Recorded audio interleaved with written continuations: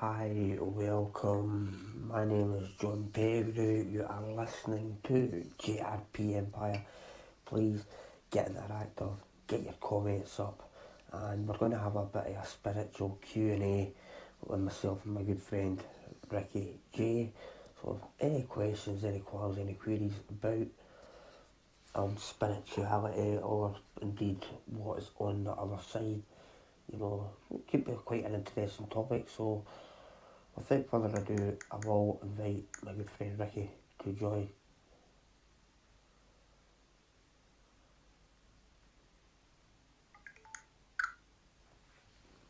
Right, now, please bear with me. I'm just waiting on my special guest to get involved and then we'll open it up.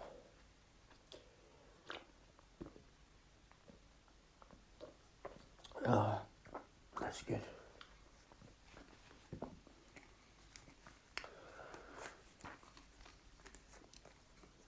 So folks, please let me know where in the world you're from, and as you can see there are various green boxes up there. Please feel free to hit that button and call in, because I think that would be very, very good. And please also just let me know if you can hear me okay.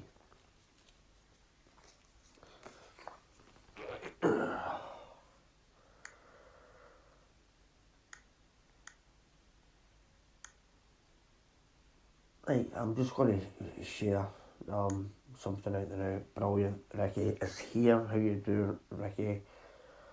Just waiting on little important call in. Now, this guy, very, very clued up with all things spiritual, Mr. Ricky J. He is the owner of sharplookconsultancy.com, and he's also got his own spiritual site, which is freetheinfo.com, and I do believe he's a very, very good transition coach. Without further ado, Mr. Ricky J. Hey, how you doing, Ricky? Yeah, I'm cool. I just drank some water and it went down the wrong end. What? Nah, Went down the don't wrong worry. pipe. Your lungs would be swimming a little bit. Huh?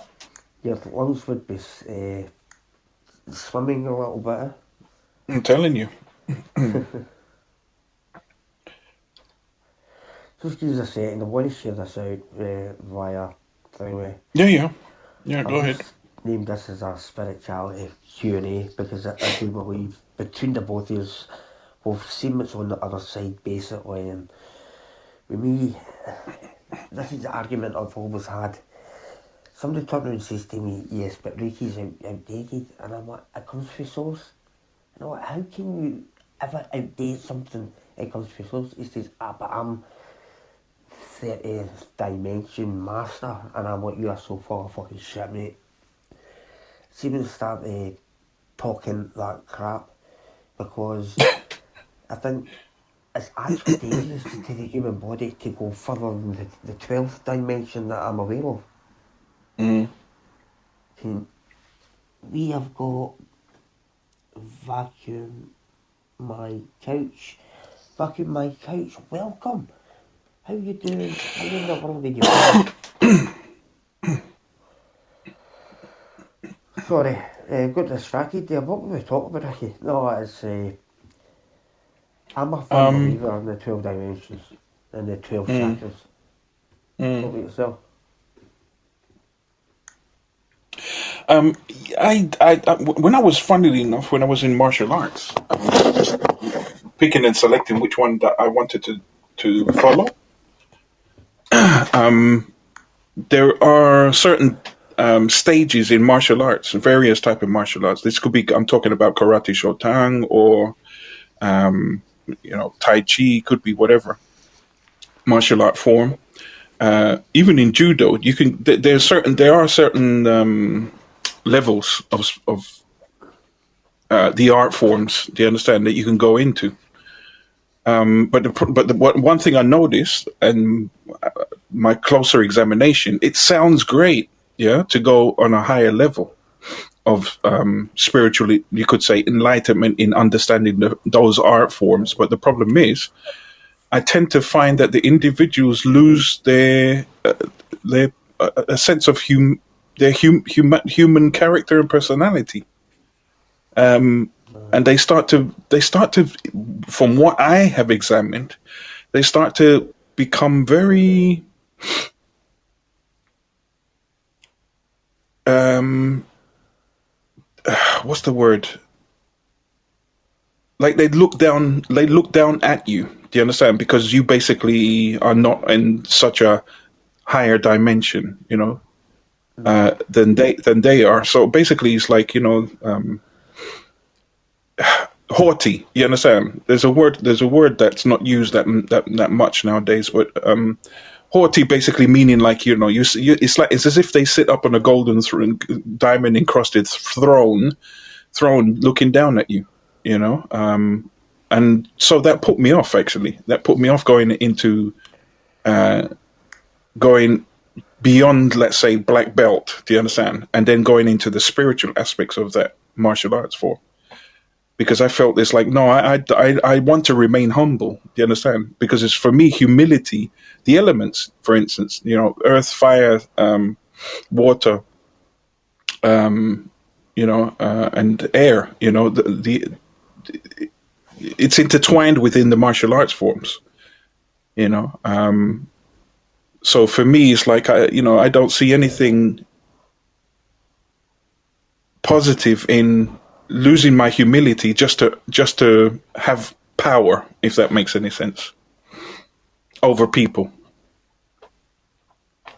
No, no, I understand that fully. Yeah, When you're talking about, and even when you're talking about in terms of transitioning, I think people are actually probably quite blissfully unaware that there is such a thing as the silver cord. The yeah, silver cord isn't there to stop any trauma when you're going over to the other side, Ricky. of course, of course. I mean, the Egyptians, they believed in there's a transition. You don't just leave this dimension and go to the next one in a single. Well, you leave this dimension and go to the next one in an instance. Yes, but there's a journey process. You know what I'm saying? And many people from different types of, around the world, from different countries, from different ethnicities, also practice the same type of thing, Yeah, well, also believed in the same type of thing. You got the Celts, the Druids, the Vikings, etc., etc. It's not just, African and Indian, that believed in the same thing. but I think that if you looked at every one of them, there would be a fundamental truth. And I think most of them would tell you that the sun is a stargate. Yeah, yeah, yeah, yeah, Uh, yeah.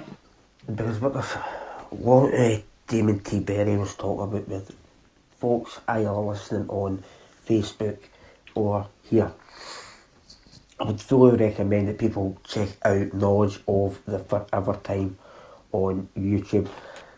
Ricky, I think it would blow anybody's mind.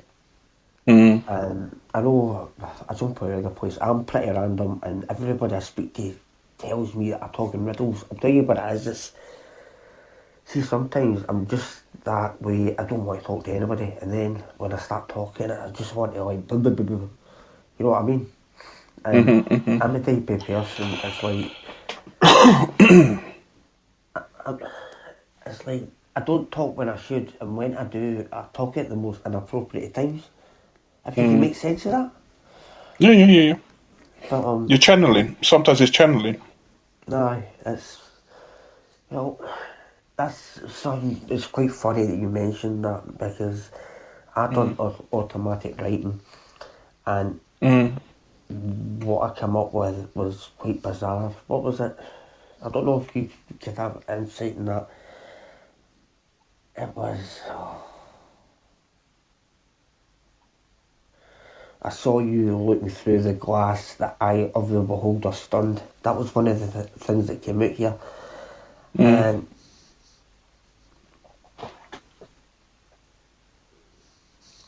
the thing is, something that Spirit is way more clever than, and it would be.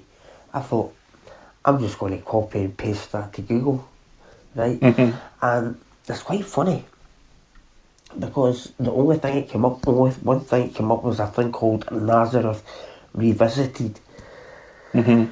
and it wasn't dismissing I wasn't dismissing the Bible, but Mm-hmm. that was actually saying that the reason that Jesus went to hell was to free up everybody that was in, like, what do you call it, the Bible where you get the first and the second. Epistles, No, it's Testament. That's like Test, everybody in the New the Testament New Testament apparently. and the Old Aye, Testament. Yeah. aye.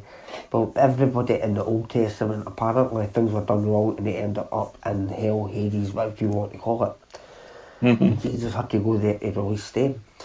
I thought it was interesting reading, but it doesn't matter for me because you're taught to fear. You're actually taught to love God but fear God. Mm. I don't understand how you can have love and fear. And people think I'm silly for comparing us to dogs. I don't think we're Mm. that different because I feel dogs are different in a sense that, to be honest, you could slap a dog about and it would still come to you, with nothing but pure and utter love and devotion. And I think we are the same in a sense that, um, that's what I'm looking for. We are the same in the sense that sometimes we can be too Loyal. loyal and Mm. to a point of fault. And what I'm actually trying to say here is, see the whole thing about idolising celebrities. It's completely wrong to idol. I think it's completely wrong to idolise anybody anyway. See, Mm. when you start putting people up on pedestals, Mm. you set yourself up for a fall, I think, Mm-hmm. because if this one person does something maybe out of character, and they're all, what's the word I'm looking for? Mm. They're all like dejected and things. I'm sorry, it's, see, when I'm actually speaking to you, it's the worst. I get like that sometimes. I'm on the spectrum, and sometimes it's like what's in my head and what I want to get out my mouth. Mm-hmm. It's difficult, but along with the anxiety and the depression, it's no easy. But the thing Mm. about me is, it doesn't matter how bad things get. I know things are going to get better again. Mm-hmm. But what about yourself? Have you ever suffered depression yourself, Ricky? I went through depression. Yeah, a major depression to the point that you're speaking to someone that tried to commit suicide 3 fucking times, not just twice, 3 times. The first time, I jumped off Brooklyn Bridge. This was when I was living in America, or bought up over there, and they fished me out, and I woke up in hospital with all these tubes, and in me. And as soon as I did wake up, because I apparently did pass over, it wasn't a nice feeling, by the way. Some people, they see this great light and this tunnel and all the rest of it. No, it scared the shit out of me.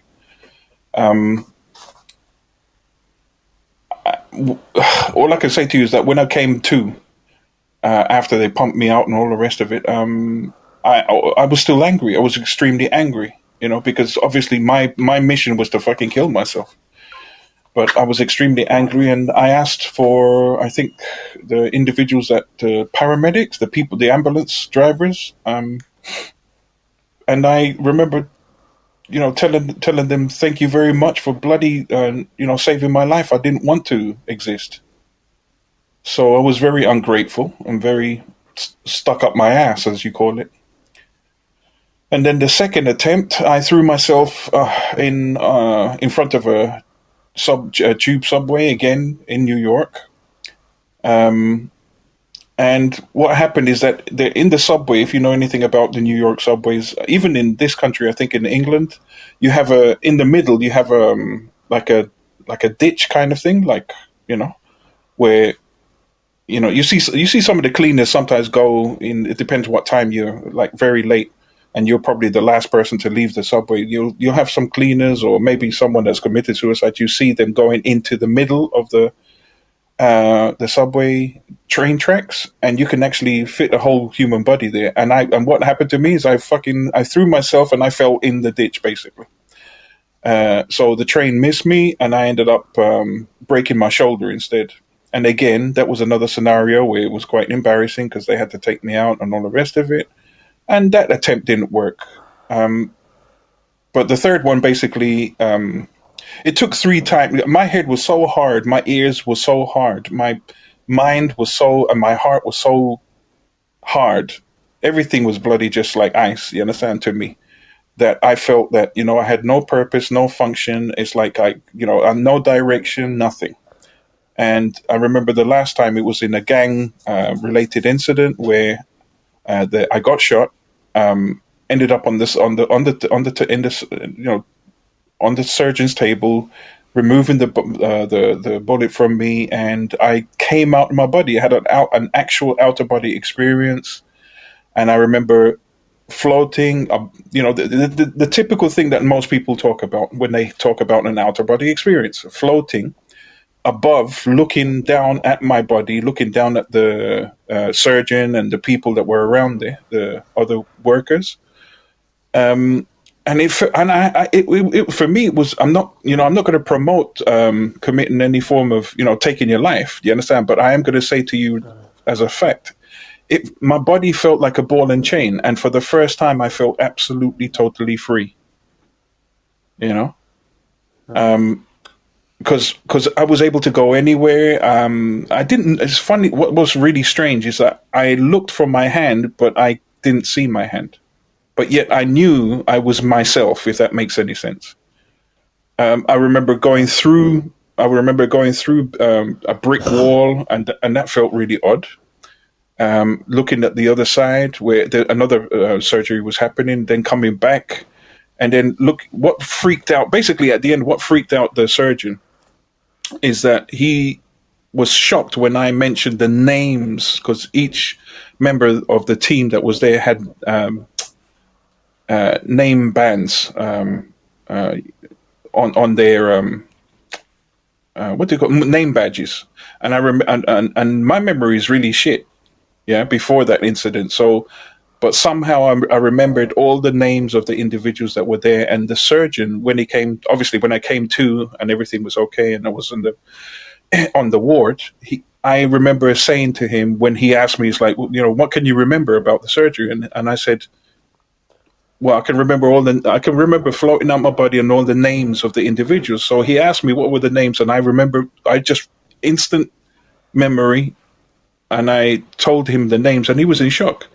He said, "You know what? You've totally shocked me because other people have told me, yeah, that they've had kind of similar experiences, but never, none of them have ever been able to tell me as specific, as you have, even to the point that they know the names of the individuals that were part of my team that saved your life, basically. And from then on, I don't know that third incident really woke me up, yeah, and it woke me up to recognize that what there must be something else for him to say that other people have had a similar experience of coming out their body, but yet my my experience tended to give him the heebie-jeebies, as it were. I started to want to investigate that, and thank goodness I did, because the more I started to investigate, the more I started to find my own roots again, reconnect to that, ancestors, all these other type of things. Right. And I didn't need medication. That was my fortune. Some people they do, and it doesn't matter if you do or you don't. But I was very fortunate that I didn't actually need medication. But That's such a fantastic. Well, it's no fantastic that you felt the need to do that.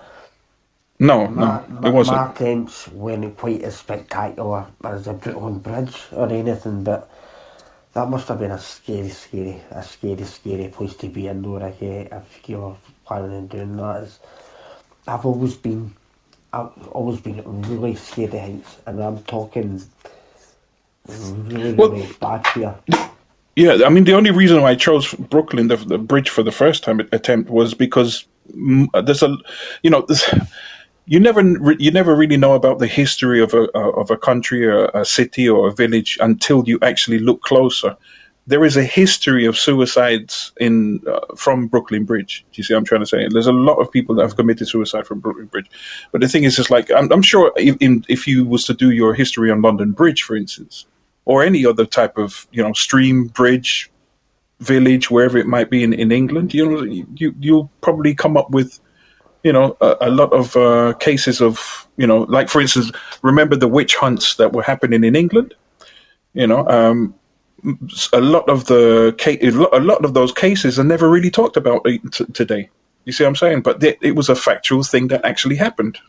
You know what I'm saying? See these witch hunts, what was it? Was it something to do with water? If something floated or if something sunk? Yeah, basically what it was is that they would they would make these contraptions and they would have the individual strapped in their chair basically in some wooden contraption, and then they would dip them into a bloody river or a stream, and and if they basically, this is how stupid people used to be. If they drowned, then they were a witch. If they didn't drown, then they were they weren't a witch. I mean, that just shows you the mentality of those days. Do you understand? And that's why they probably call it the medieval days, because there was it was definitely evil, that's for sure, you know. And there'd be other things like if they actually burnt, they would put them on the stake to burn them, and if they burnt, then again they were evil and witches. If they didn't burn, I don't, to be honest with you, obviously every single person that you're going to put in onto a stake and burn, they're going to bloody burn. You know what I'm saying? But really, what it was, this was the investigation that if you do your investigation, you will come up constantly with the same answer. What it was is that the church at the time felt threatened because the people started to educate themselves, and obviously the church didn't like that, because remember, the church was attached to the monarchy, and the monarchy would have lost all its power if the people started to find out it's just another scam to basically keep the people in fear and keep them paying taxes. Nah. Welcome to the show, Rawal. How you doing? Please get involved, leave us a message, let us know where in the world you are from, or click the green button and jump on and let us know how you're doing. Jump on and say hello if you like. Now, I think Rawal has joined us a couple of times. Ricky, is this somebody that you know from Facebook or anything, or are you not sure? I'm not so sure, to be honest with you. It's like I know I put it on my FB, but whether or not people hear or want to hear, it's up to them. Right, thank you for that. So, I think you'd be better explaining your freetheinfo.com website. Yeah, freetheinfo.com. Basically, there's a lot of information that you can go on YouTube, you can go on other social network sites, and it will take you a long, long time to sift through the amount of videos and the amount of tutorials and the amount of stuff just to find particular interesting subject matter. What I've tried to do with freetheinfo.com is place the most popular type of let's say interesting information, whether it be paranormal investigation or true stories or alternative stories that basically are not mentioned and they're not really public in the public eye. So, for instance, anything to do with like the real raw realities of what happened in the times of enslavement, for instance, to the African diaspora specifically. But then it also includes other different cultures as well, because I'm not interested in just emphasizing one culture. But I did find, sadly, that a lot of the social networks tend to either ban or exclude particular particular cultures. Let's say the African culture, some of the Indian culture, depend on the story and the historical content of what is being shared. I do find that there seems to be a bias.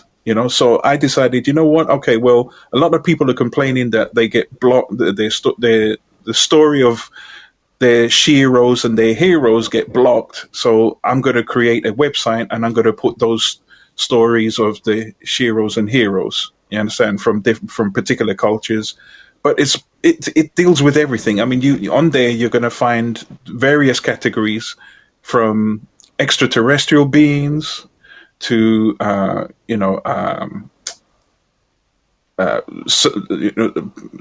basic survival, for instance, bushcraft and stuff like that.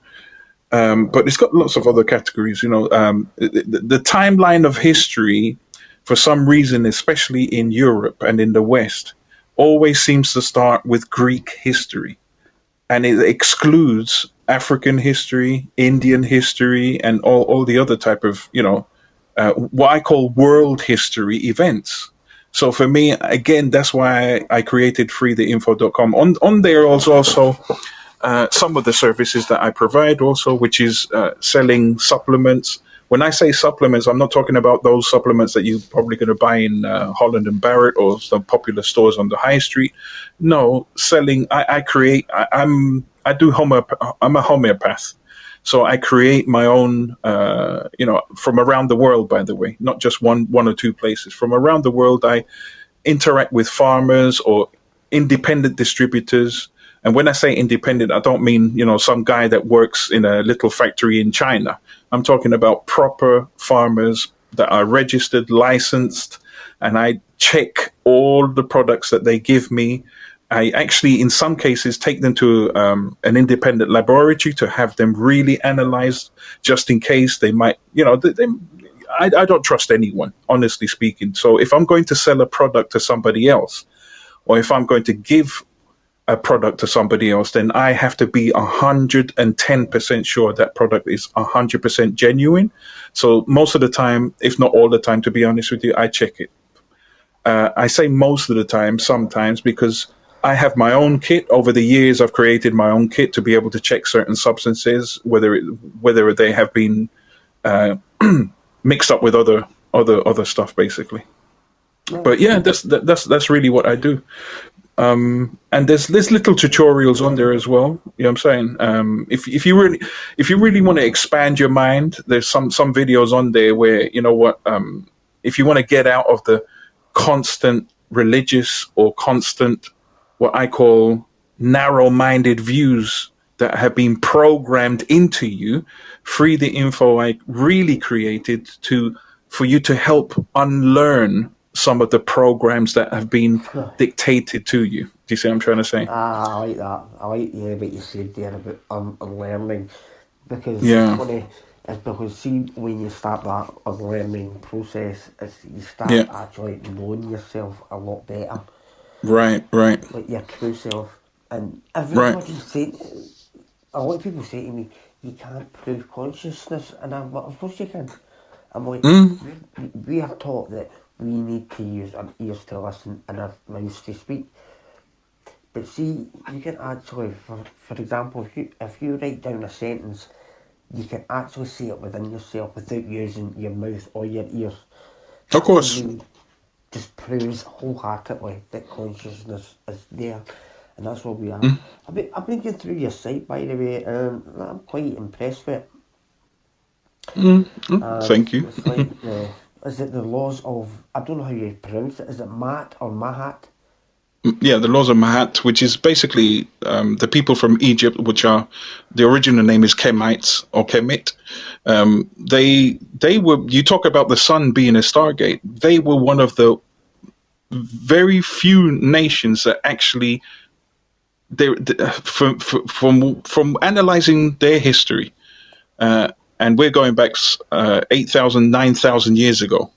From analyzing their history and examining all of the things that they were looking at, which is partially also the Emerald tablets. I don't know if people might be interested in looking at that as well. There's a little information on the Emerald tablets in the video section as well. But if you really start to study about the Egyptians, you know what I'm saying, you will find that it looks like they actually did stumble across, let's say, information that was definitely something to do with the Stargate, literally leaving this world, this dimension, and being able to travel to other dimensions. And the sun was definitely one of them. Well, even I know a lot of people have got opinions about the Sonic, and I think we spoke about that earlier previously. The first degree tracing board, it's actually quite funny. It shows you the two polar opposites, the sun and the moon. Right. But it shows you like Jacob's ladder. It's going from like the female aspect, but this is where you're getting even the pyramid shape is telling you that you need the male and the female aspect to get that hope to carry Yeah. out anything that you are wanting to do or anywhere that you want to go to. And then when you get to that point, it's clear to see, because, and I don't know, it's just, even there's been evidence that see these travellers that we get, or UFOs, they are actually coming in and out of the sun, because it cools down at certain points, and I think that is what your summer and winter solstice is all about. It's celebrating the sun. And I think, see the whole story of Jesus, I do believe Jesus did exist, but I don't maybe so much believe the whole thing. I don't think Jesus wanted to be followed. I just think Jesus was here to say, listen, forget about this, that and the next. Look at this. I can turn this water into wine and make the blind see. There's a hidden meaning there. And I think it's like making the blind see is like, I think you spoke about it. It's like educating the blind, educating these people that thought they were doing God's good work. Does that make sense? Sorry, say that again. I think Jesus was here to teach those that thought they knew everything that there was to know, because they were not letting maybe certain people into the churches because they were ill. And I think he never technically made a blind man see, but he made them see that the blind person had every right to go to that church. If that makes sense. I, honestly speaking, I don't subscribe to Jesus being a real person. If you actually look at the astrology, you know what I'm saying, this is where the story of Jesus came from. The 12 apostles, the 12 stars. Do you understand? In literally most, if not all, religious belief systems, there tends to be very, very, very similar stories. You know what I'm saying? There was there was a documentary. I can't remember what it was called now. This documentary is about 2 years old, but it was trying to shine light that a lot of the system is actually a pre-programmed system, which I definitely do believe it is a pre-programmed system, because if you start to dissect the system and look at it, for what it really is, you start to see that it's trying to, from kindergarten right through your teenage years, young adult, and even as an adult. The most popular term coined, I think, in the 2000s was the Matrix Society.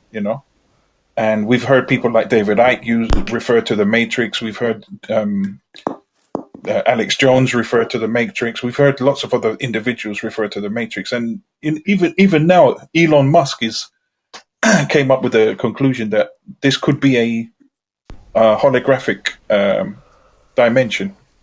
Yeah. So for me, it's like I can't I look at, I was in Christianity for X amount of years. It took 8 years of my life, to be honest with you.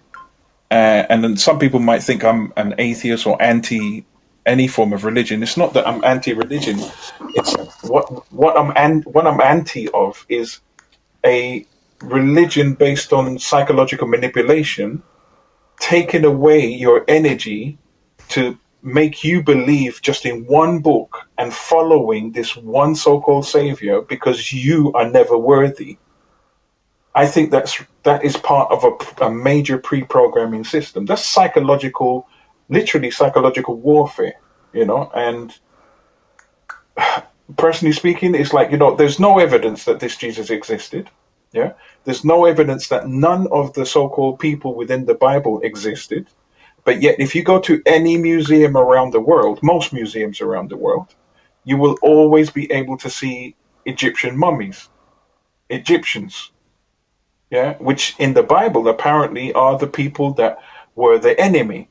But I don't understand how, if the Egyptians were the enemy, then how comes they're all over and everywhere in the museums, but none of these so-called Christian individuals or Jewish individuals as such can be found up to today?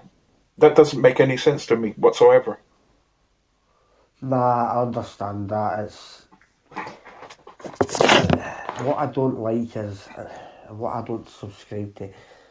See when they all start arguing, especially on these spirituality groups on Facebook, and there is a lot of egotism goes on there, even with the psychic stuff I find. And Mm, one of the most brutal kind of topics was always the meat eaters versus the vegans. mm, mm, Oh my god, it's like, the thing is, I would love to be able to just turn around and say, right, I'm not going to eat anymore for mm, certain minutes. I'm not at that stage. I don't know if I'll ever be, to be completely honest, but where and when I mm, can, I always try and give thanks to whatever, I'm eating to mm, sustain me. It's not always going to be possible, but mm. I posted that and I said, I always try to give thanks. And I says, listen, vegans, and I also put up, I respect what you're doing. And I'm like, I Mm. wish I could do it. But even when I posted that, right, I've done it as respectfully as I could. I'll be honest with you, they're all like, oh, you fucking cunt. That's like, you're a murderer. You are Mm. justifying the murder of animals. And I'm like, right, 3 years ago, I probably would have argued with them or fought with them in some way. But see now, I'm getting to the stage, I'm getting too old for that crap. I'm getting too old Mm. for this confrontational bullshit. Oh yeah, yeah, yeah, yeah. There's too, You see, like, what, sorry to cut you, but this is what I'm going to say. You see, we were talking not so long ago about the 12 dimensions. Okay, you see, for me, I'm not really interested in these 12 dimensions. I'll tell you the truth, because if you can't get over not being able to argue in this dimension, yeah, over bullshit, how the fuck are you going to be interested, or how the fuck are you going to make it for these 12 dimensions? Do you see what I'm trying to say? I think this is a test. You understand? To some degree, it's a twisted test. But the thing is, it's like, you know what? I don't get angry if it is a test, because I'll tell you why. No one can ever answer me this one question. Were you there in the beginning before humanity was made? Yeah. From once you can't answer me that question, then you know what? Everything and anything could be a possibility. Yeah, that's why if you believe in Jesus, or if you believe in Allah, if you believe in Buddha, and if you believe in all these bloody deities or whatever, the only thing I've noticed is that, well, they're all external individuals, and they all have a book connected to them with rules and regulations. That and the only one that really emphasizes in looking within is Buddhism, which is quite a natural type of you could say belief system, but still is a religion, because you have to still connect to this external deity. So for me, it's like, how about stopping the external, looking for this external deity, looking for this external perfect being or whatever, whatever. How about stopping to not be conforming to have to follow rules and regulations from this one book that at the end of the day, if I said to you, listen, I've got one book that I've wrote yesterday and it's got everything in it. Yeah, you would think it's a novel of some sort, okay, or you would think I've gone around the world and written and examined certain things. Yeah, but the thing is, if I said to you, but you don't need to read any other book because everything that you need is in this book, you would think that's a bit fucking narrow-minded. Do you see what I'm trying to say? Aye. But is it? But it's really. I find religion really odd because it conditions you to think that you can have one book that has every fucking answer of life in this one book. And yet you always have to follow it with rules and regulations that this one book tells you to follow. Now, this is what I say to people that, question what I'm saying to them. If you think that your religious belief, or if you think that your denomination, or if you think that your organization, institution has all the answers, then I dare you to break one of those rules and regulations. I dare you to do that. Do you understand what I'm saying? Now, some Aye. people would be too fearful to break anything and whatever, whatever. But you know what? Okay, I don't dare you. Then just break one of them and see whether or not you're forgiven. See whether or not no one judges you. See whether or not they don't extract you out of that organization. Yeah, and don't just do it once. Do it repetitive times, and you're gonna see that all of a sudden, because you couldn't keep the rules and regulations of this one book that apparently had every fucking answer, yeah, you're gonna see you're gonna see how people are gonna fucking spit on you, let alone eject you. Do you see what I'm trying to say? Aye. So for me, Well, that is my scope on what religion is. Do you understand? If basically you have an external deity that you always have to look at because you're never worthy and it is more worthy than you, and you seem to always call upon that external deity as the most supreme everything, and it always distracts you from looking at within yourself, and you always have to follow this one so-called perfect book with rules and regulations. By the way, all these books, yeah, with rules and regulations were written not by this deity, this supreme being. They were written by men, and yet no one ever questions that. Do you see what I'm trying to say? no, no, I understand it and I agree fully. It's almost like I, I will tell you. See, if you read something like the Bible, folk are always talking about. There's no way that you can live a life free from sin. What people call sins, I call lessons. You Hmm. know, that we sometimes need to fuck up to learn. Hmm. You Well, know, human beings are the. I think we're famous for if in the galaxy. I'm sure if there are other extraterrestrials or interdimensional beings, boy, they're just looking at us and thinking, "This is humans are the best to fuck up everything." Do you understand? uh, But but the question is, why are we fucking up? Do you understand? That's the question that I want to find out. Why are we fucking up? And is it all humanity that is fucking up, or is it just certain individuals within the human, family? How do you know that the individuals that are fucking up are even human?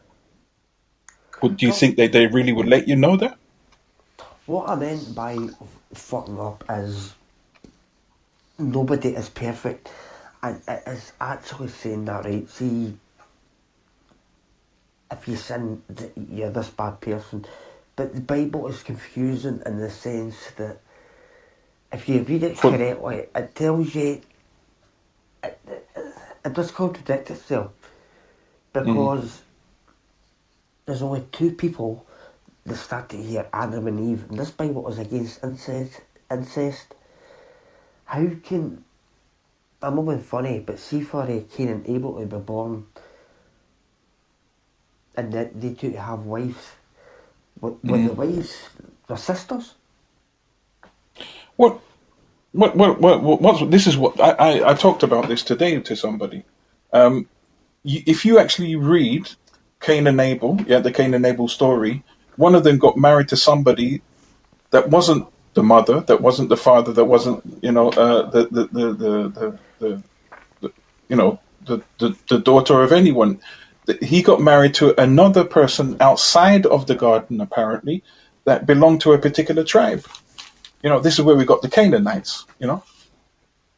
But the thing is, it's like he said that they said that he went to a particular section of the land, but yet the Bible, as you just said, is full of contradictions. That's one of the reasons why I actually came away from it. You know, because Right. I found that this you if you're going to have a story, at least make it flow without too many loose ends. But I started to read it and I started to ask questions. And when you start to ask questions and examine things properly, and you see loose end after loose end after loose end, like for instance, another one, it says that Job got swallowed by a whale. Science Mhm. has proved that the throat of a whale is smaller than a bloody apple. Yeah, how the fuck did he swallow a human being then?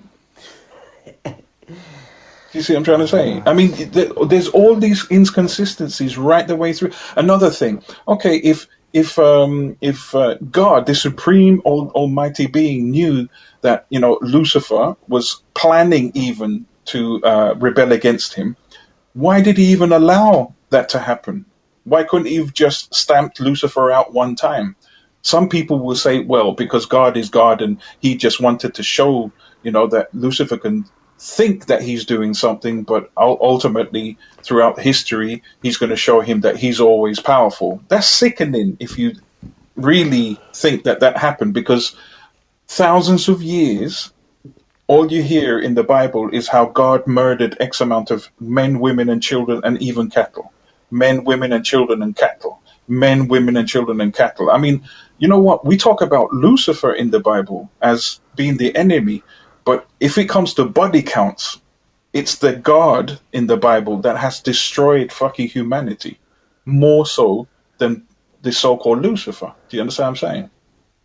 All I read is Lucifer took one third of the so called angels from heaven and they fell to earth. It says they fell to earth. Okay, well, that means that they didn't have that much fucking power then. So why couldn't God again destroy, as soon as they reached earth, why couldn't they just, this God that created the earth, destroy the fucking Lucifer and the angels? Because what really the story is talking about is the illumination of knowledge, wisdom, and revelation on earth. It's not talking about a real Right. physical Satan with a bloody tail and a fork and horns. No, what it was is that earth became illuminated. The Bible, basically, as well as the uh, other books, I'm going to say that just for safety because I have family. The Bible, yeah, is a coded book. And if you understand who wrote the Bible, the individuals behind the Bible, like for instance the Knights Templar, etc., King James, etc., King the Solomon. so-called kings, and all these other individuals, you understand? If you Yeah. understand what type of individuals they were and who they assigned to rewrite history, basically, and put coded, they've mixed the Bible with some truth, but a lot of just fairy tale and lies and deceptions. You understand? But Well, it is a clever it is a clever way to manipulate people, because where are you going to hide plain truth? You're going to hide it in plain sight. Why would you try to hide it under a rock or whatever? People, that'll be the first place people are going to look for, the hidden places. So why not create something and hide it in plain sight? You see, everybody believes that the Bible is a religious form of book, yeah, because it contains all the ingredients of what consists of a religion, yeah, a deity, a spirit, a trinity, etc., etc. So everybody's going to think the Bible is just a story about man's creation, basically, and man's end. Yeah, because Revelation explains about what's going to happen. But the thing is, it's like no one is actually asking the question. But could it be a coded book for particular individuals that are living amongst us as a sign of where their system is, how their system is progressing? Do you see what I'm trying to say? right. And once you look at it, you said if you read it correctly, well, there is no correct way of reading the Bible. Yeah. If you read it with understanding, inner standing, and overstanding, and the only way that you can read a book like that is by spiritual guidance. Do you understand? Ancestral guidance. Because Yeah. that is, because what we are blinded in the five senses that we use, our ancestors can actually reveal it, you know? And we all have ancestors. But how many of us ask the ancestors to reveal anything nowadays? No, we're too busy thinking that, no, we know it all. Yeah, we have all this wisdom, all this knowledge. We have all these certificates, all these papers, and all this qualification. We don't need thank you, ancestors, no more. But you do. Because if you don't, then you'll get caught up with what I call the tsunami of shit that is being thrown at us. Do you see what I'm trying to say? Yeah. Well, these ancestors, funny that you mentioned that. I had some sort of a lucid dream, and it was like I was shown this cave. Mm, I understand fully what it meant. It was because people are too hung up on science, right? And mm, again, I need to speak about this Damon T. Berry, and he mm-hmm, explained, see these, everybody thought the cavemen were all idiots, they were all mm, simpletons, and they had stupid wee drawings of animals on the walls of the caves, but mm, they align perfectly to astrology. mm-hmm. And it's like, what is it? I think the three great pyramids of, what do you call it, Giza. Mm-hmm. The main pyramid is pointing to the sun, but the three pyramids together are actually looking towards the triangulum. Now, the triangulum was made up of, I think it was Yahweh, the Elohim, and is it Enki? Yeah, Enki, yeah. From Enki the is, Sumerians. Yeah. yep, he is supposed to be the creator, God Almighty, right? Mm-hmm. But then everybody was talking about, and I'm sure, see the way it's all worked out or coded as you said it, that like right for the first moment of Genesis when Adam and Eve, that all this, it actually looks along the lines of, what is it? Is it the Book of the Dead? Yeah, yeah. The Book of the Dead, I'm more for me personally,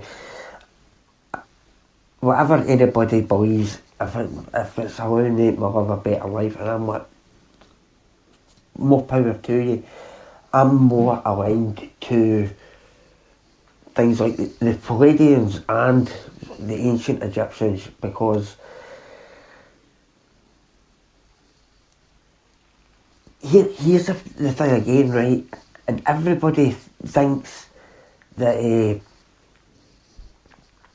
the ancient Egyptians were not black. The ancient Mm-hmm. Egyptians were black.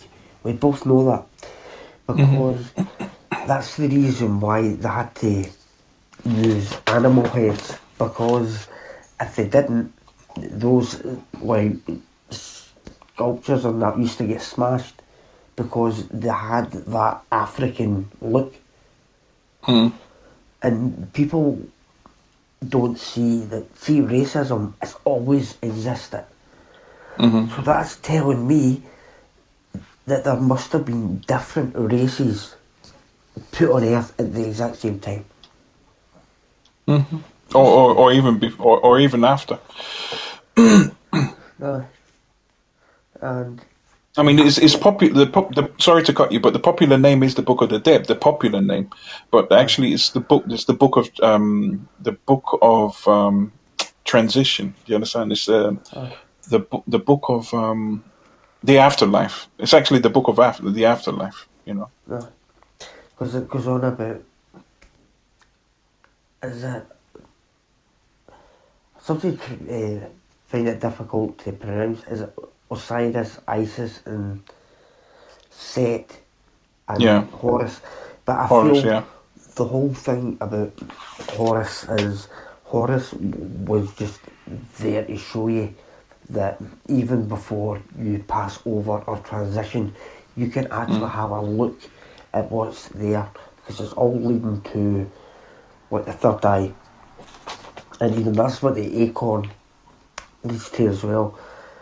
But I feel the ancient Egyptians are more telling you Mm. that you can actually open yourself up Mm. to the whole consciousness thing, as opposed to this book. It's telling you,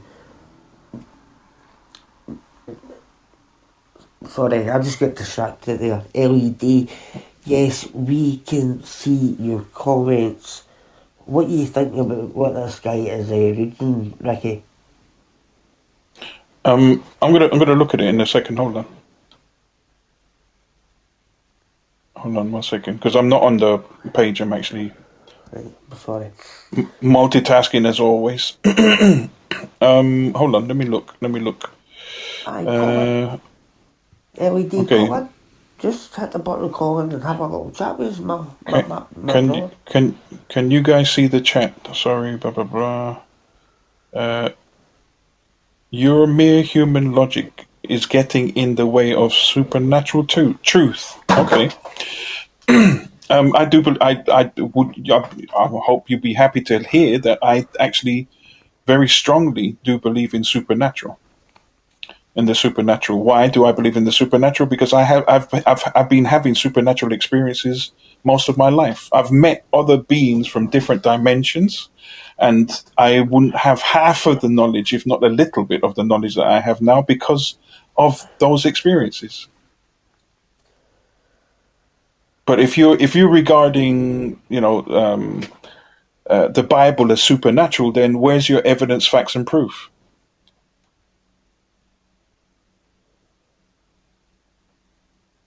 I don't. Are you still there, Ricky? Yeah, I'm here. I'm here. Yeah. I'm sorry, LED. I didn't know that you need headphones to call in. Maybe that's something we can arrange in the future. Who have you? What do you mean by that, LED? Who have you met? Oh, Ricky, this guy's wanting to know who you've met during your supernatural experiences. Both negative and positive entities. If they weren't entities, then they were angelic beings, guardians, beings, multidimensional beings from different solar systems, different planets. That a lot of my experiences seem to be very, very similar to even some of the. If I was to say to you, the Men in Black movie, yeah, had Huh? a lot of revelation to, yeah.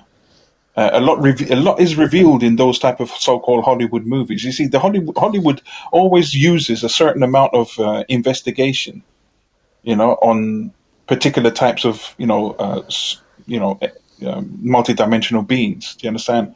And they do nearly in every movie they do their research. Do you understand? So, we think that when we see a particular alien form, or extraterrestrial form, we think that that was just some clever person that decided to, they employed someone to basically create an extraterrestrial, but actually that extraterrestrial actually does exist. So Oh, in no, some I cases, don't agree. in some cases, they are probably locked up in Area 51. No, no, I do firmly agree with that, and I do believe that. I don't understand what this guy's saying. Are you saying that there's facts for the logic you speak? Like, listen, Am these I using my? experiences are facts. Yeah, yeah. He's saying, am I using my experiences to justify? That is enough evidence, facts, and proof. No, I'm not using my experiences. The reason to justify that's evidence, facts, and proof. What I'm saying is that experience. can be manipulated by anyone and anything. Yeah, if some of the individuals that I've come across in my life, for instance, I've questioned them. Now, first of all, there's one similarity, by the way, and that's most of them, if not all of them, I've actually telepathically communicated with. I don't use my vocals. Yeah, so again, that is me saying something and not necessarily giving you facts, evidence, and proof. Yeah, I don't have. I'm telling you that I don't have any facts, evidence, and proof.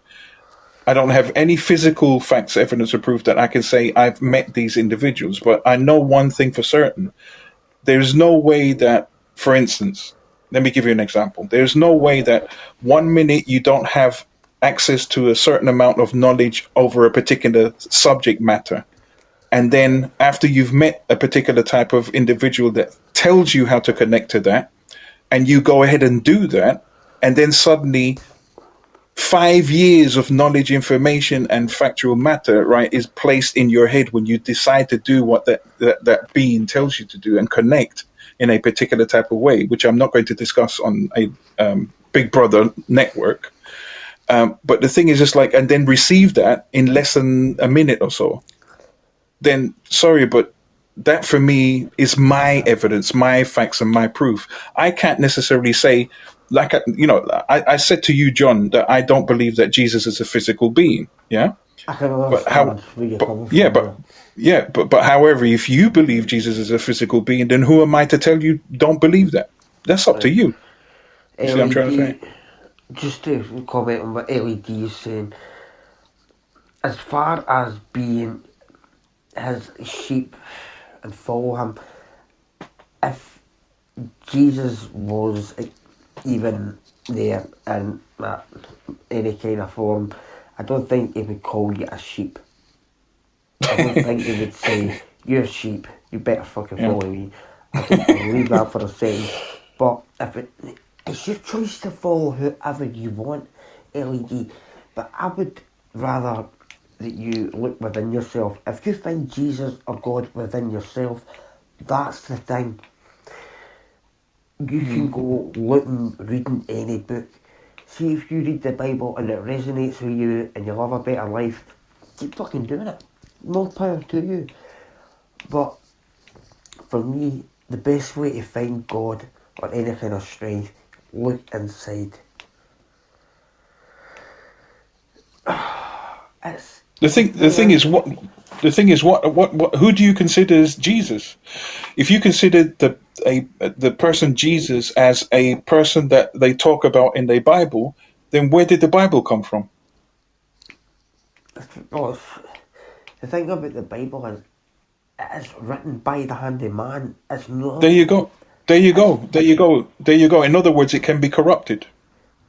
of course, again, we need to go back to 1984. Hmm. It's like the guy's job in 1984 was to edit out parts of history. So every part they were given was, the guy actually said it. It was like, it was written, it was written by God through man. Possibly, possibly.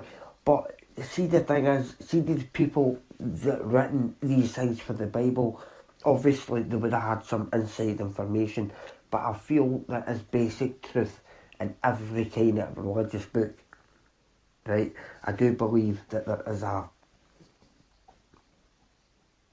There's a certain amount of element of truth, maybe, but it's mixed up with a lot of deception and illusion and delusion. uh, open ends and contradictions should not be the reason to run. I mean, I feel it's not about running. I feel it's about looking within yourself. I feel Hmm. that's where you find the light. That's where you find the God consciousness, LED. I think LED was listening to me when I said that it's full of contradictions and loose ends. Yes, it's true. I did say that it's full of contradictions, but I never had a bad experience with Christianity or any religion. I didn't leave Christianity, for instance, because or any other type of religion I got involved in, because I had a bad experience or because of just contradictions. I had to actually study the Bible from Genesis to Revelation and back and sideways and every way, highlight, dissect, etc., etc. Yeah, I had to really study it to such an extent, like I study every other book. Plus, the Bible, I had to actually look at it in a specific type of manner that I had to come up with the conclusion that you don't know everything. Like, for instance, let me ask LED this question, unless he just wants to make, statements. LED, let me ask you a question. Were you there from the beginning of creation? Yeah. If you weren't there from the beginning of creation, what proof, evidence, and facts do you have that the Bible is actually a real book for humanity that every human being must follow? If you weren't there from the beginning of creation, what I'm trying to say, if you can't answer me that question, then that means everything is a possibility. Yeah. Why should you just look at? Why should you should just look at one book and not look at everything as a possibility? There's many theories to why human beings are on this planet. There's many possibilities. Ricky, I'm But going to need to take a break for a minute or two. Is that okay? yeah, cool, cool, cool. Right. But LED, your faith is yours and yours alone. But see this thing about repented, it tells you in the Bible, right, if you do something wrong and you truly regret it, God will automatically forgive your sins. So there's no need to fucking repent. Okay, right, Ricky, I'll be back in a few minutes, right? No problem. No doubt this guy's going to keep going on about truth. Listen, I've cried out to Jesus, I've cried out to God, I've been on my knees, and I've got my guides, I've got my own ancestors as well, Ricky, Yeah. and everybody's like, oh, you should go on your knees and pray, and I'm like, my guides, well, I was ready, they picked me up from my knees because I was broken, and they Mm. picked me up, and there's no way I'm going back down on my knees for nobody. Right, seriously, right, Mm. living light. I'll be back in a few minutes, Ricky, right? I'm No sure problem. this guy will keep me entertained in the meantime. Oh yeah, definitely. Right, cheers, man. I'll be back in a few minutes. Okay.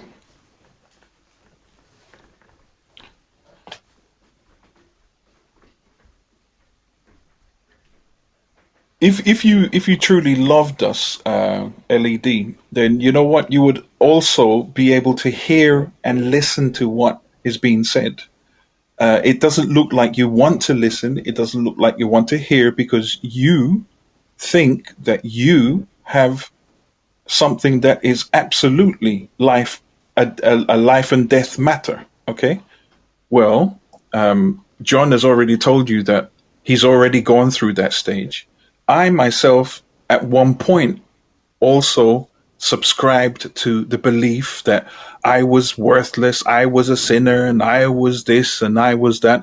And this supreme invisible being that you can't prove to me right now exists, yeah, or at any point existed, yeah, apparently is the one that gives you life and death and, hell and heaven. I don't subscribe to none of those things. Hell is what you make it, heaven is what you make it. you know I repented at the time because I subscribed. I listened to a hierarchy of individuals tell me what I should believe in, and then read a book that was supposedly meant to be a book of God. Tell me, that it is a book of God. But in the beginning, yeah, I didn't question that because it was all about putting me under guilt. It was all about putting me under condemnation. It was all about putting me under a system of programming. Do you understand? You probably might not understand, but I'm assume you might understand. And this, if you haven't you ever asked yourself, You've got this supreme or omnipotent creator that creates everything and doesn't need any defending, even though most people always defend this omnipotent supreme being. Haven't you ever asked yourself, why is he always seems to have problems with money? Why does this, this God that created everything apparently never has the capability of creating money? And why does he always seem to ask the individuals that subscribe to this religion? Yeah. Why does he have to seem to pressure those individuals to always give the organization money, the hierarchy money? Did I give? I'm going to ask you a question.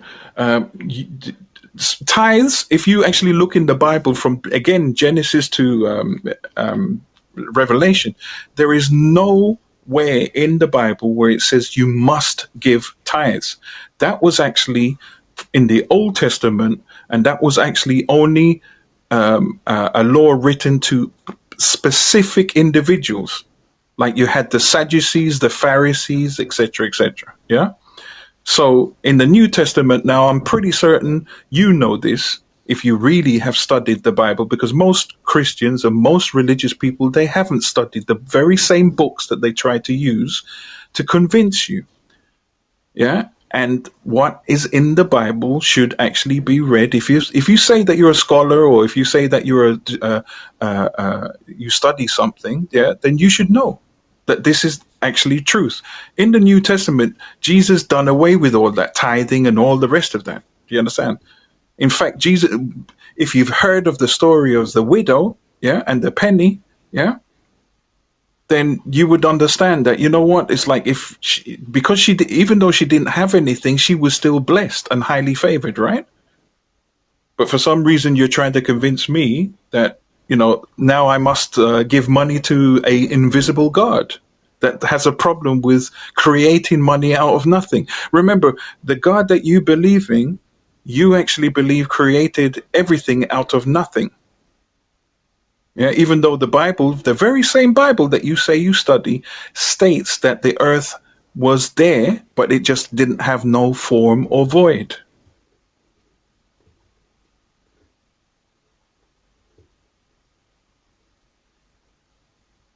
Ties, I could pay. Listen, I could pay an employer.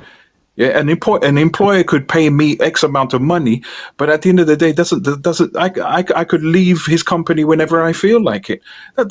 Paying someone money doesn't mean you trust them or they trust you. So you're saying that my human logic. Why am I using human logic? But it looks like you're actually using human logic to justify your religious belief, and this is what is called psychological manipulation. Let me ask you another question, because you haven't really answered all of my questions, but you seem to want me to answer all yours. Let me ask you another question. When did you become indoctrinated with Christianity? When was the first time that you were given Christianity? Were you born into Christianity? Did you have a choice? Did you have your free will that you decided to follow it? Or did your family impose this onto you?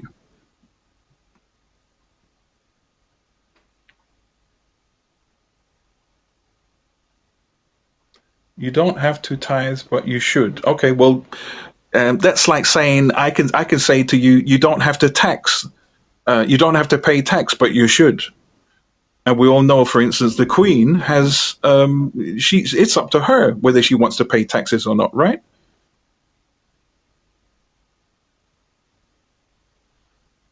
Okay, but what? But you still haven't answered the specific question that I asked you. When did you become a Christian? Was it because of family, or was it because of your own free choice? And when was that? Was it when you were a child, or was it a teenager, or was it an adult?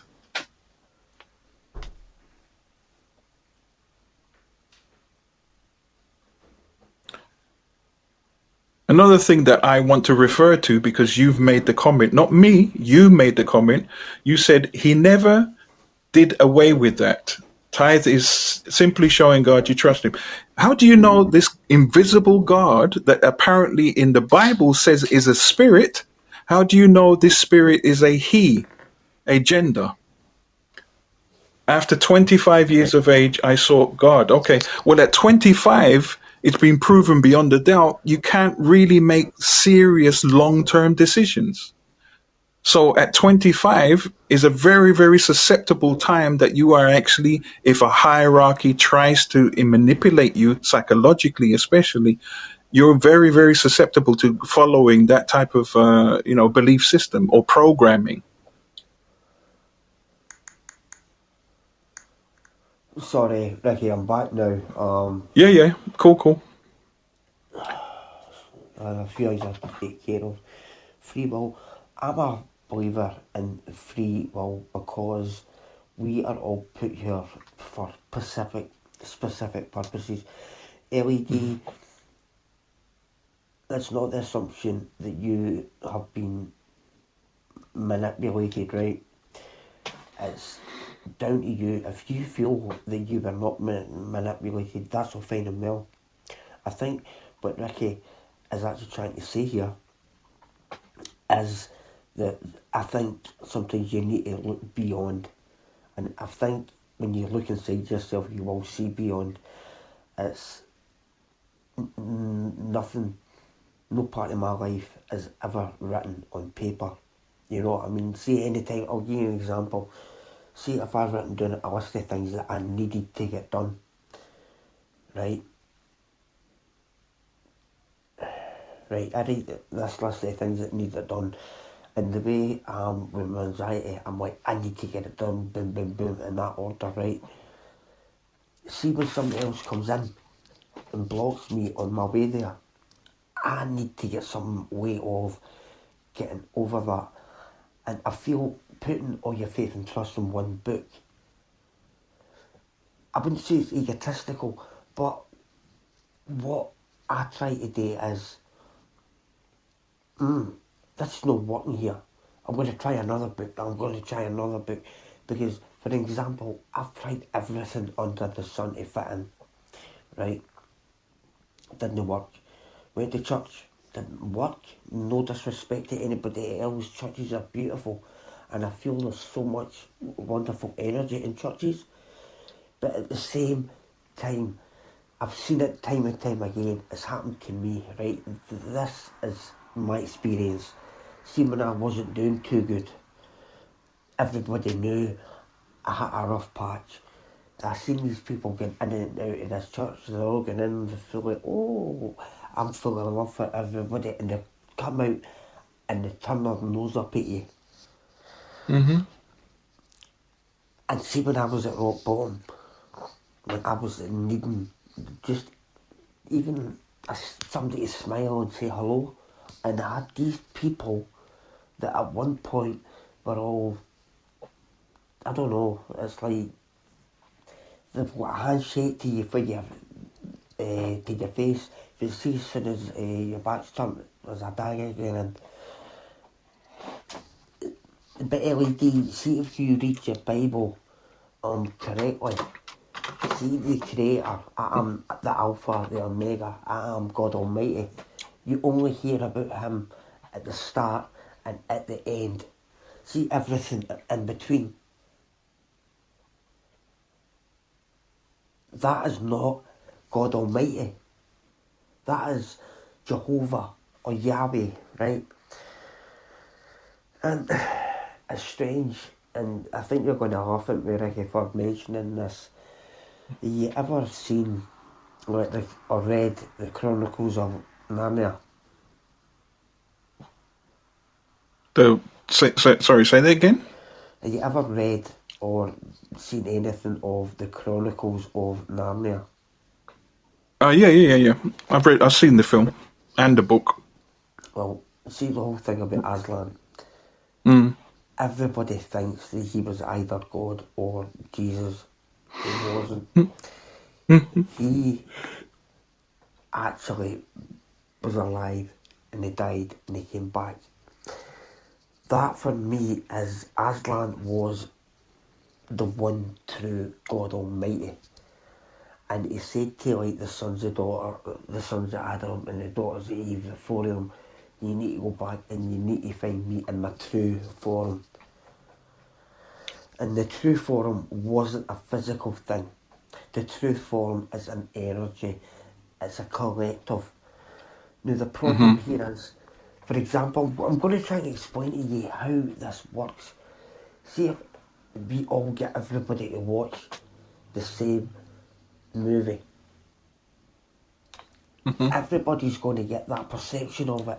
But see, when you read a book, the book, you can take your own interpretation from the book without anybody else's input. I understand that. Do you believe it's so God is so incomprehensible that even He gave answers to certain questions? Possibly you wouldn't understand either way. Well, if what you're saying is true, see if God was, well, I'll give you an example, the Matrix movie.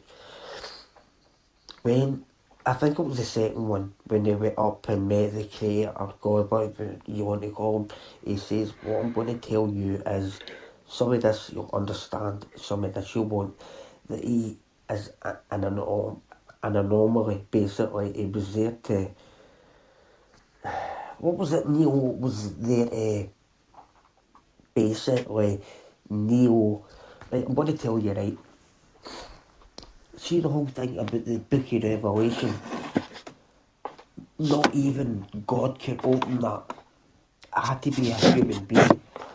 That is telling me that we were before this person that calls himself God Almighty. Because it's only a human being that can open the Book of Revelations. And that's exactly what Neo done in the Matrix. I mean, That's what... I just want to interject very quickly. I asked LED, why does he refer to a spirit? Because that's what the Bible says that God is a spirit. Why does he refer to him as a he, a gender? Second of all, he said that, well, he appeared to me, and he revealed himself as a male. Okay.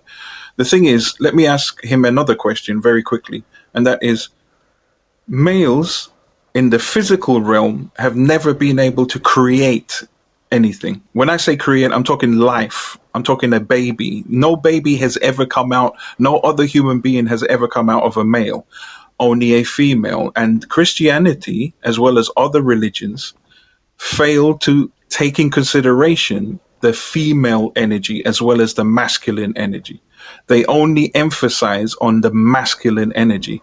And ultimately, energy, is just energy. It doesn't have a gender. It doesn't need a gender. It doesn't have an ethnicity. It doesn't need an ethnicity.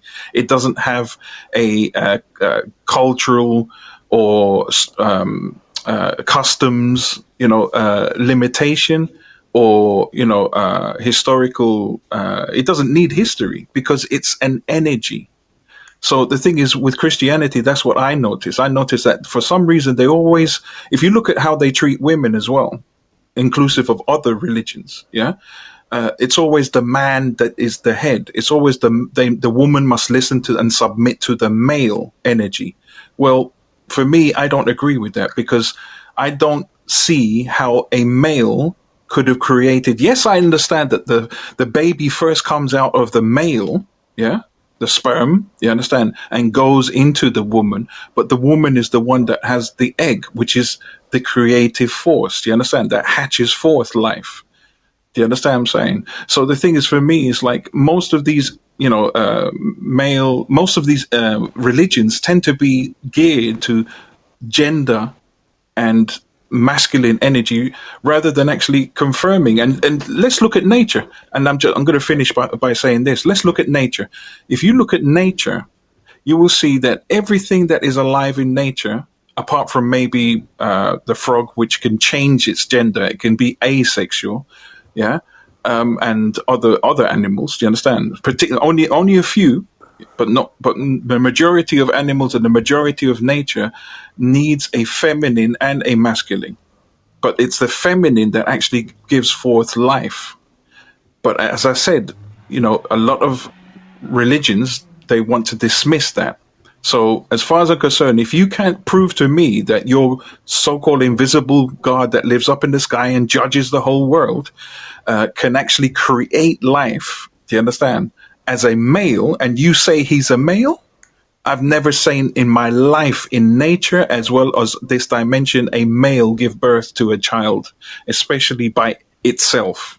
I've never seen a male give birth to any form of human life by himself. Do you understand?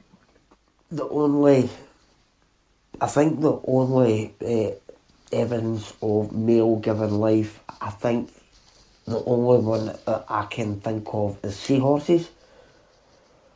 Yeah, but they are asexual. You will find in biology when there's no male to be able to reproduce, they can actually change their sex. So in other words, it's like not it's not like a hermaphrodite, but it's a hermaphrodite really just happens to have both male and female genitalia. But still, what I'm talking about specifically is, can a male or can anything in nature actually give life? Do you understand? I have never seen it in my. I'm 65 years old. I haven't up to now seen a male or a masculine energy give life to another Oh, human being. you're not 65, get the fuck. No, I'm 65. Seriously? I thought you were Yeah. about 50. No, man, I'm 65. For fuck's sake. Right, this is going to sound probably ridiculous, and this is just my mindset. I've got a sick kind of mind, right?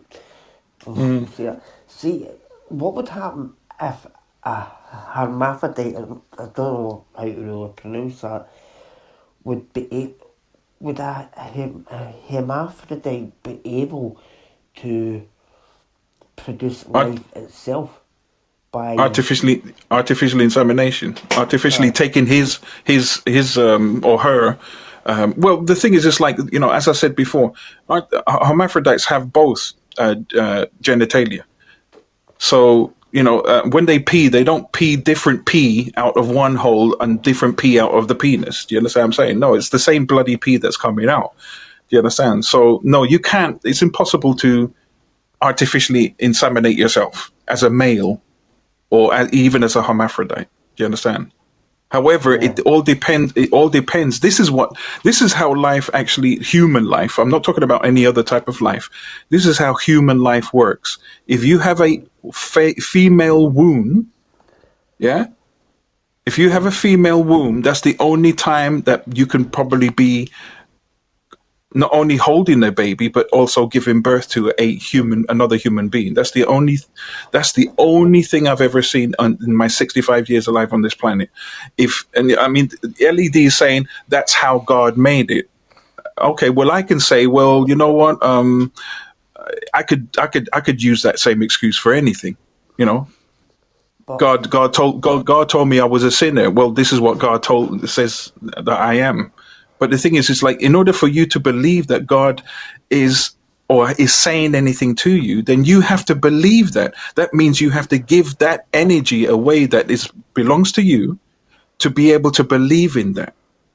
Basically, belief is something that doesn't come from within you. You have to give it away in order to believe in it, if you know what I mean. right, listen, knowledge is foundation. And LED, let me, can I, please sorry, be sorry to cut, respectful.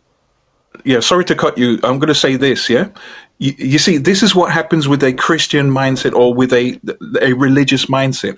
As soon as you start to question them, and as soon as you start to give logical explanations to things, they start with, "You have no foundation." Yeah, this is exactly what happens to a programmed cult mindset.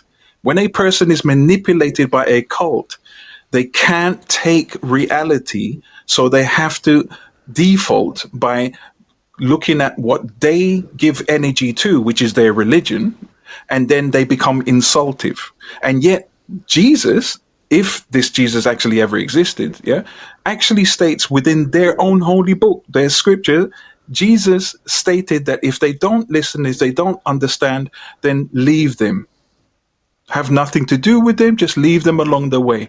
But the thing is, most of these Christians and most of these religious people, what they do is when you present logical, foundational, natural things to them, yeah, what they do is go into the default of attacking you because they want to defend what they believe in. Do you see what I'm trying to say? No, I understand, Phyllis. It's, what I'm going to say here, LED, is the thing is, see what Ricky was even saying about nature, about honouring the Bible. The order of nature. Even in your Bible, what is it?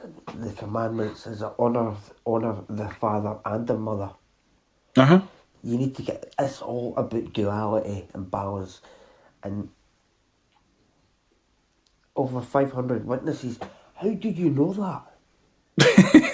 He must have met all 500. Were you there? You know, you see, I keep asking the same question to religious people. Were you there from the beginning? Were you there when this Jesus was walking this planet? No, is the question, but they don't want to answer that because if they answer no, then that means there's other possibilities. You see what I'm trying to say? Go read your books. That's funny.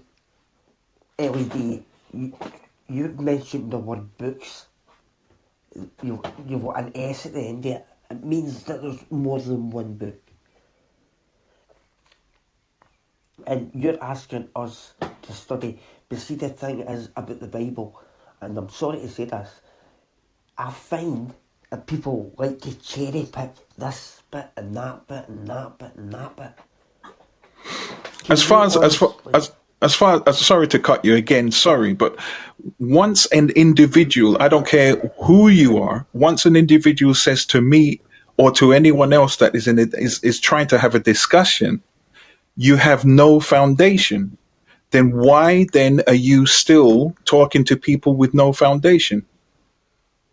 If you know someone's an idiot, why are you going to continue to talk to an idiot?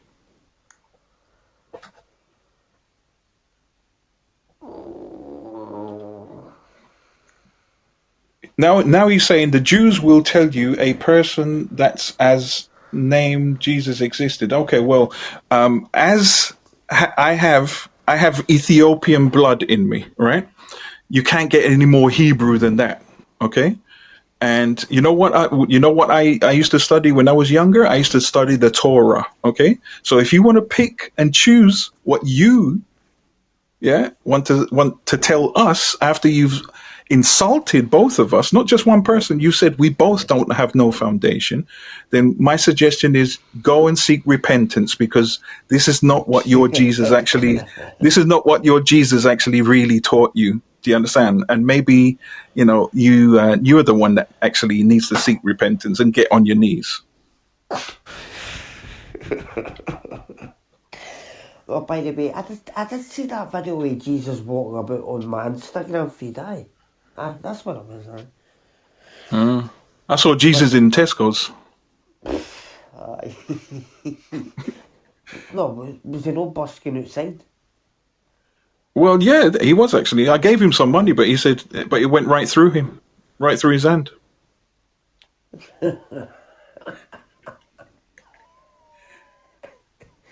Don't you make him cross? Oh, we don't want that. Cross, is that? Well, sorry, was that a pun? But anyway, Jesus was nailed to a cross. Jesus was nailed to a cross.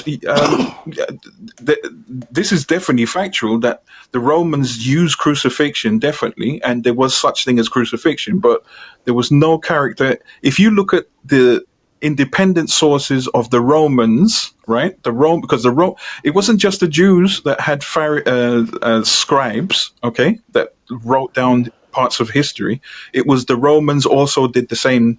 Yeah, and if you actually study the Romans, you'll find that the Romans went around the world picking and choosing and examining other people's cultures and adapting and adopting lots of other people's cultures within their own, right? So if you look at independent history of Roman history, right, and we're talking about the times of Pontius Pilate and before that as well, the Romans were very meticulous in writing certain things. There is no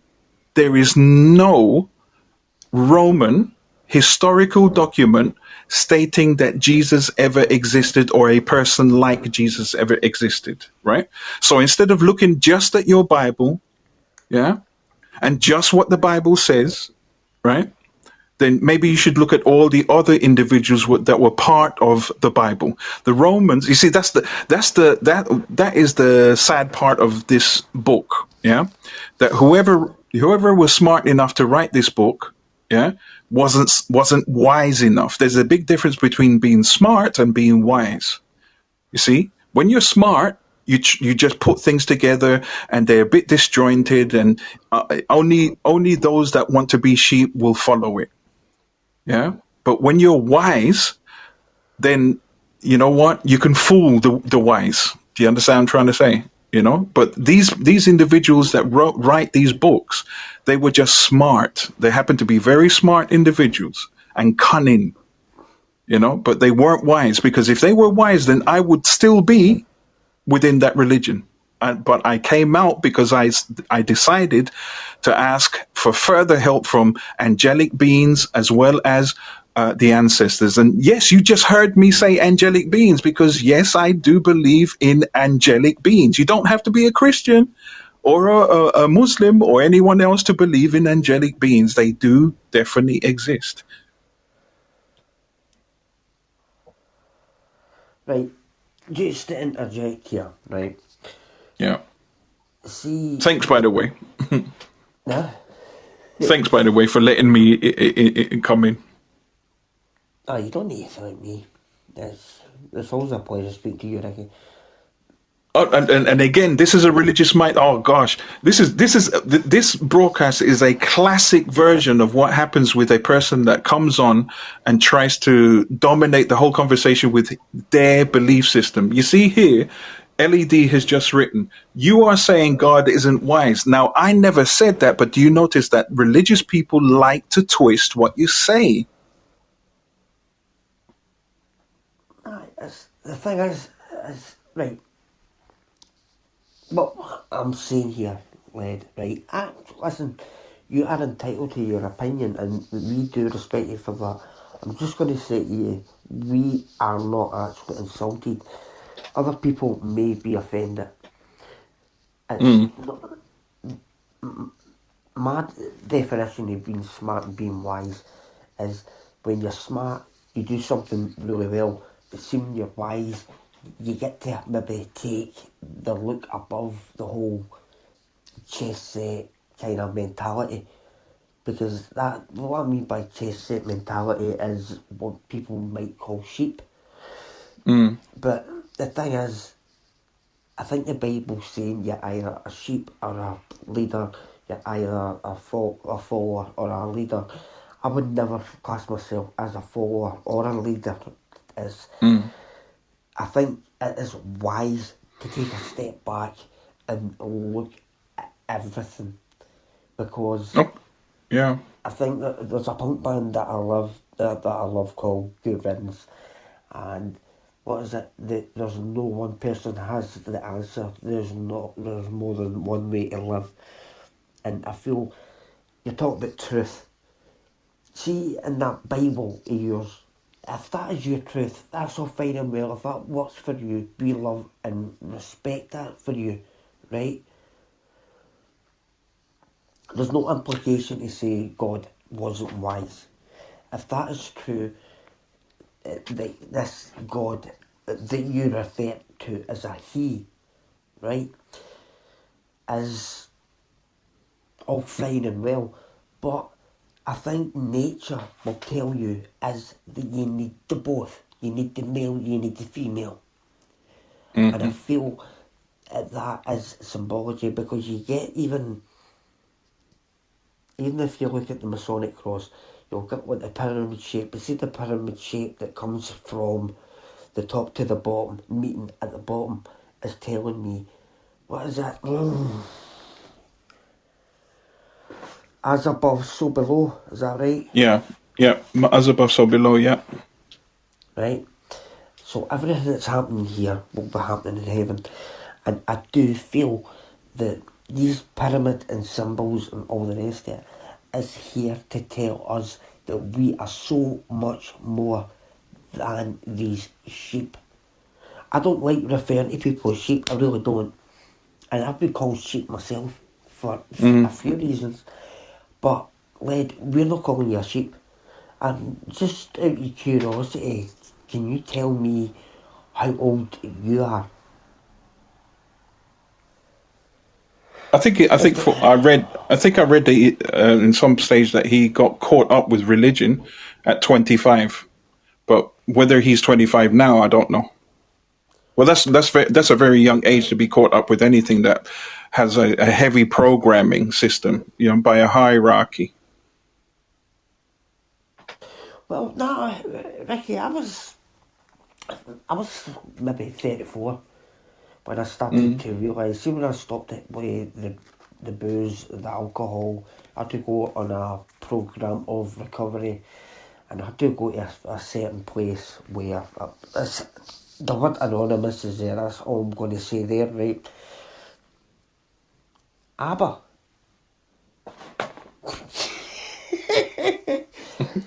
God is a dancing queen. Get on your knees and pray for me. Sorry, man, I couldn't resist it. I knew that would come. I knew that would come. I've been in these type of conversations many a times, but you know they really do try to what it is LED, instead of allowing his Jesus to save people, he wants to be the savior. I used to suffer when I was following religion. I used to suffer from a messianic complex. I used to think because of my religious beliefs that I had to save the whole world because they were all going to go to hell if I didn't save them. That is not what the Bible states. The Bible says you tell them one time, if they don't want to listen, you move on. But you definitely don't say to people you have no foundation. That is rude. And to be honest with you, I don't need, you know, you've now given me the choice, LED, to totally ignore you because of your rudeness, or to continue to talk to you. And you know what? Because you're not a threat to me, because I don't have to give my energy to you and your belief system, then you're not a threat.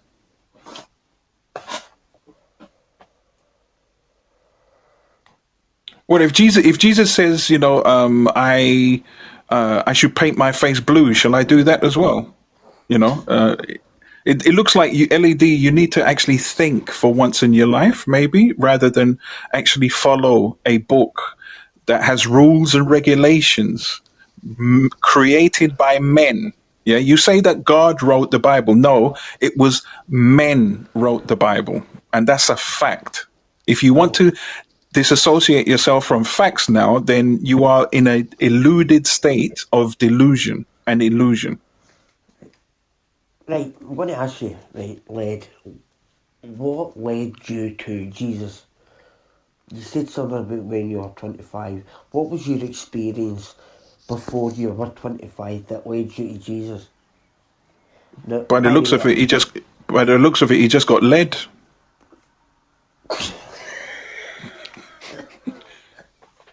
I can only. right, I'm looking at the title of his title, LED. So he's been led all the time, and this is what happens to but people that, you know. This is what happens to people that's constantly led.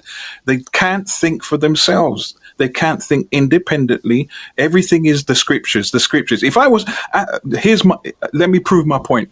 John, you ask led. Okay, to not use the scriptures, right? Not use the scriptures, right? To prove that the world was made in 7 days, and watch him use the scriptures.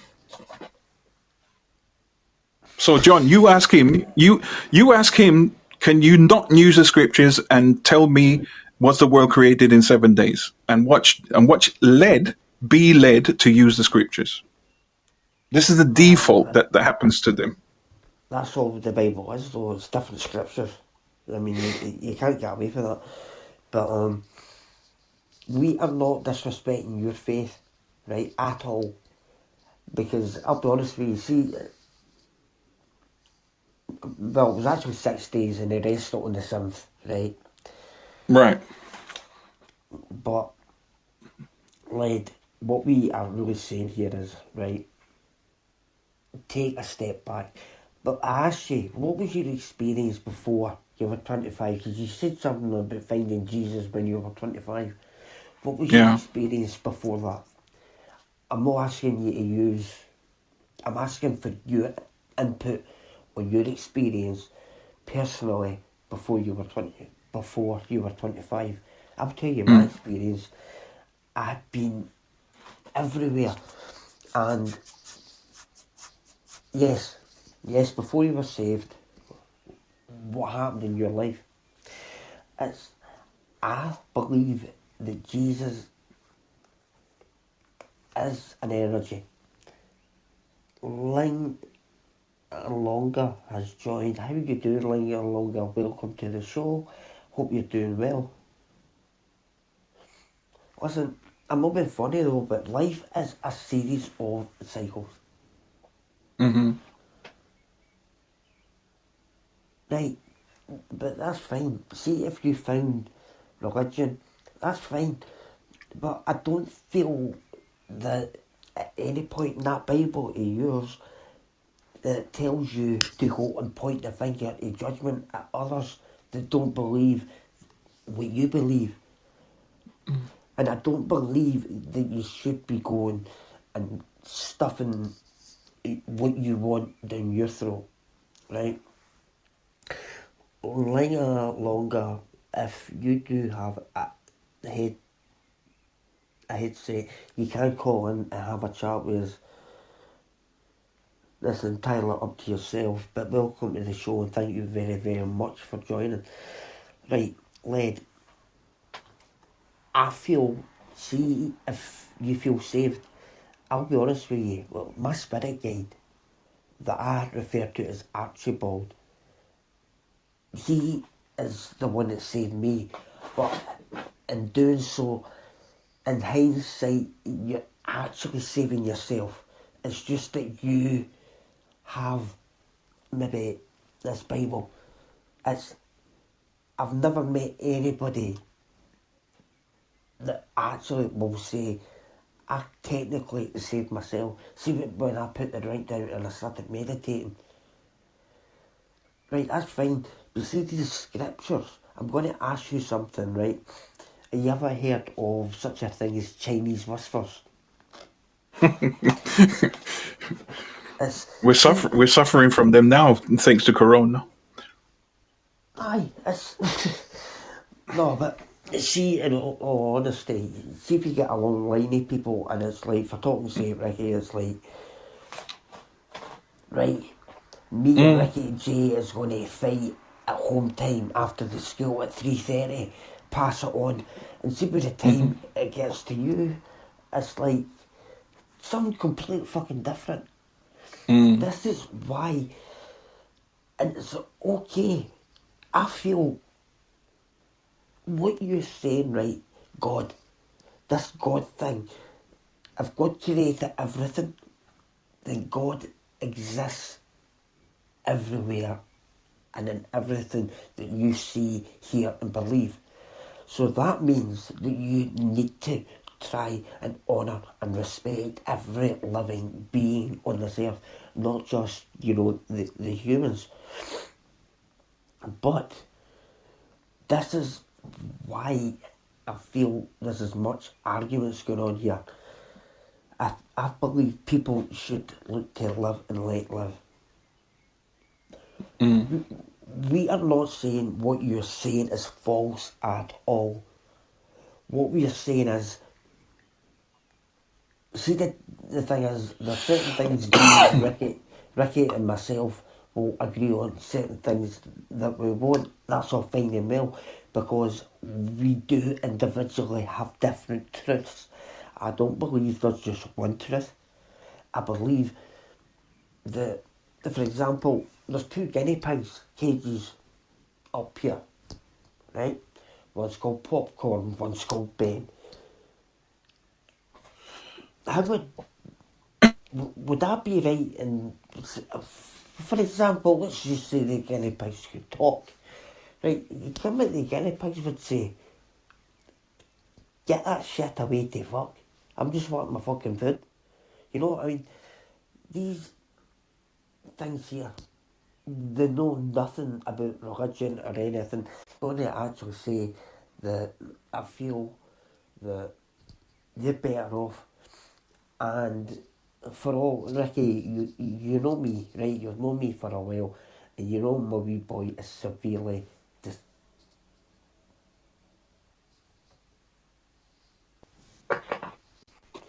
all right.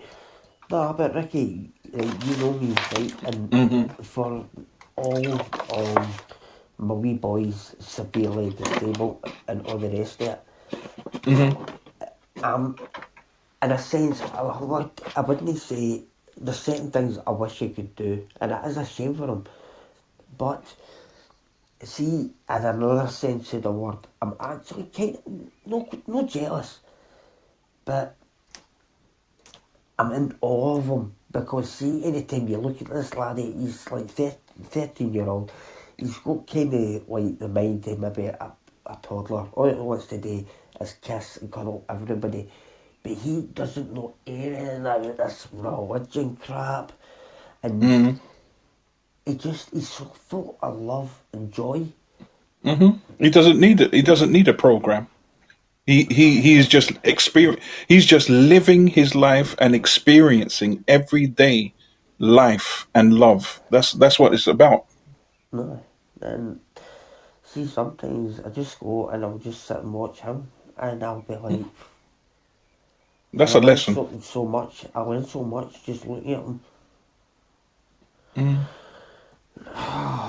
If it's written by multi people from different generations, The I reason just why I find I, the reason why the Bible, sorry to cut you, the reason why the Bible is seems to be being fulfilled is because if you study science, yeah, maybe you are anti-science because most religious people are.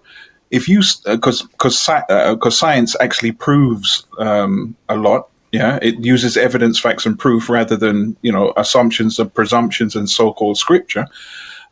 If you study science, yeah, you will find that science without the Bible has been able to prove that there's going to be earthquakes in diverse places, there's going to be eruptions, volcanic eruptions, there's going to be climatic changes over centuries, etc., etc. So you actually don't need the Bible, yeah. You don't need the Bible, right, to actually confirm that the Earth goes through various changes. The Earth has been going through various changes all its existence. Yeah. But the thing is, if you only can, a human being can only live a certain amount of years. Like say you only live 70 years, right? Then it's obvious that you're not going to be able to find out how over a period of 300 years how the earth's the climatic changes of the earth and what happens to the earth. Yeah. So the thing is, from generations to generations, they've just added what usually happens to the earth, yeah. And then suddenly, like I say, smart people get together, not wise, smart people get together because the books was written by smart people, yeah, not necessarily wise people, yeah. And they put this picture together of suddenly you looking at Revelation, for instance, and all of a sudden thinking that, oh, all these things are happening. All the animals are dying, and the tsunamis and the weather conditions and blah blah blah, and the earthquakes and blah blah. Well, study the Earth and its climatic conditions over 300-year period, just a 300-year period, and you will find there's a revelation type of catastrophic event that happens all the time. Yeah. So that's to answer your question. That is why you think, because you only subscribe to one book of rules and regulations, you think the Bible actually is uh, prophesying things that are coming to pass. Yeah, and it's very, you see, the thing is, it's very easy to explain certain things, not just using logic, but using facts, evidence, and proof. Am I saying that I'm a man only that looks at logic, only that looks at facts, evidence, and proof? No, I don't, because there are unexplained areas of life that no one really has a full knowledge of, you know, like for instance paranormal activities, you understand. I deal with entities, negative entities, for instance, on a level where I have to exercise some of these, entities from children, women, men, whoever it might be. In some cases, I've even been called to a farm to exercise a negative energy that's inside a bloody goat. You understand? But the thing is, it's like, do I have to be attached or affiliated to a religious belief or one book? No, I don't. I do those works away from any form of programming and away from any form of Oh, book. Massimo. Sorry, I was just saying welcome to Massimo. I'm going to type that up. Massimo, if you have a headset and a microphone, please, you can hit the call button and join us if you like. But Ricky, There's, see, yeah, the whole I was thing. just gonna. Sorry, I was just gonna finish by saying, if you believe in a Satan or a God, you have to give your energy to believe in that. I don't give my energy away to nothing. I have to study it first. I have to examine it first. I have to dissect it first. I have to analyze it first. And most people that end up belonging to any form of one book that has all the answers to life and one so-called savior that, say, this is one fascinating thing I find about humanity. Do you really need a savior is the question.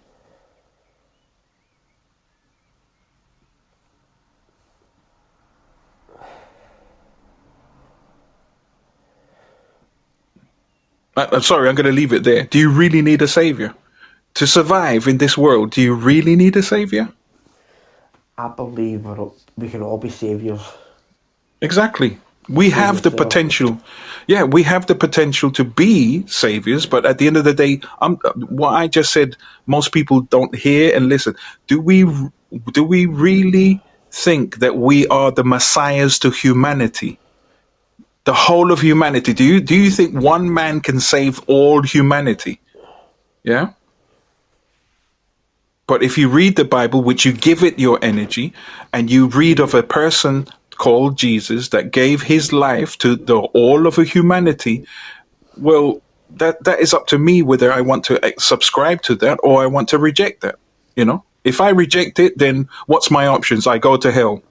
If I subscribe to it, I might I might not go to hell. I mean, sorry, but that's a really weak type of book for me. Aye, it's.